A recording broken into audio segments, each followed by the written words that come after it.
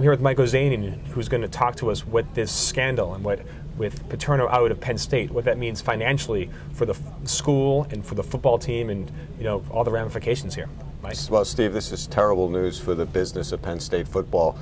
When we last looked at the value of Penn State football, what it brings in terms of athletic scholarships, what it brings to the community and business, what it brings to the school in terms of scholarships and funding other athletic programs, it's a disaster. This is at least a $10 million hit immediately to the value of Penn State football. It was the third most valuable college football program, worth $99 million. Clearly that value has dropped significantly, could fall much more. Let's look right now at the $14 million that the Nittany Lions Club, the alumni group, donates to the school in terms of tickets and other funding. That could take a significant chop. Then you've got to wonder, if scholarships fall, the team isn't as good. Is it going to get into bowl games and get the $14 million to $16 million that a good bowl game could pay the university? And then there's the Big Ten Conference, which gets a payoff from those bowl appearances.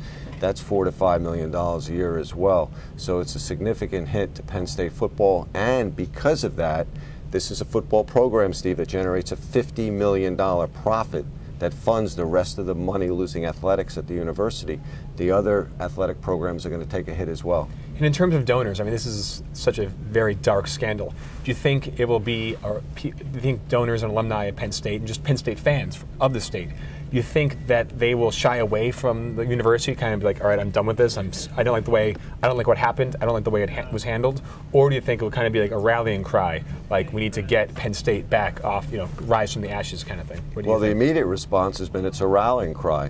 I mean, unfortunately, there were some riots last night down by Penn State, and we've seen ticket prices on the secondary online market actually double from what they were before the coach got fired. But long term, you have to think this can only be negative. I mean, if you're a top flight high school athlete and you're thinking about what university to go through for football, the sell on Penn State, aside from being a very good team, was always that it was a very upright program. That's obviously right now is not the image that the university has.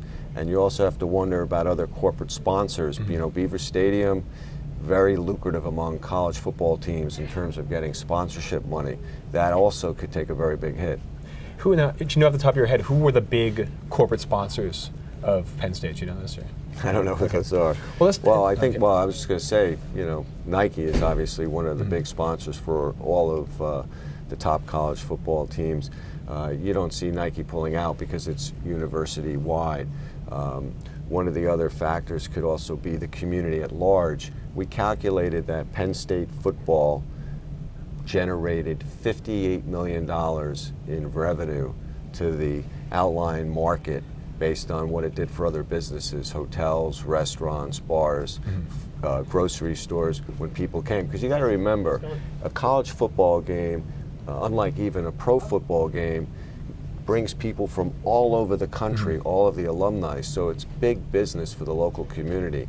That also could take a big hit. And is it magic gone? I mean, losing Joe Paterno, college football doesn't have, it seems like the stars in college football are usually legendary coaches, because at most you have an amazing player and then 4 years later he's gone and he goes to the NFL. But Joe Paterno was a mascot not just for Penn State but for college football. And he was like the figurehead, more or less. And he's gone. Is some of the magic of college football gone under these circumstances? I mean, he's 84. He can't coach forever. But it would have been one thing if he retired in his own graces. Well, I think for college football in general, we've seen TV rights deals go through the roof lately. When you look at the SEC, and you look at the Pacific Conference out where USC is, the Pac-10, rights fees have been going through the roof. Texas Longhorns, the most valuable college football team, just started their own network this season.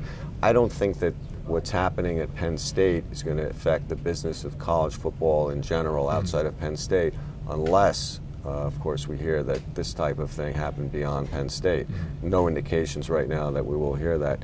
I think we really know the long-term impact on Penn State 4 or 5 years from now, when the recruiting class of Joe Paterno is finished at the university.